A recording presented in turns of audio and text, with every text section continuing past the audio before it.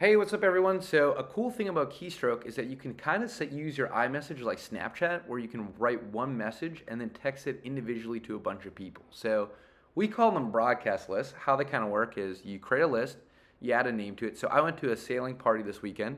It was a blast. And I met two people, Chris and this guy named Alpha. And I want to say, hey, it was awesome to meet you. So, I organized my contacts with a sailing emoji for people I sail with. So I'm going to scroll down to Chris. I'm going to add him. And then I'm also going to find this guy named Alpha. No pressure on that name.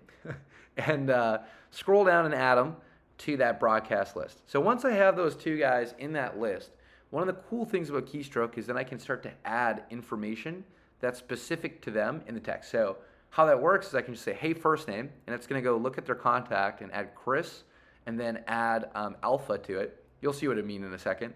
And then along this message that says, hey, just great to meet you. Would love to get on the water. I'm always looking for people to sail with. So writing this message, I'm just going to press enter.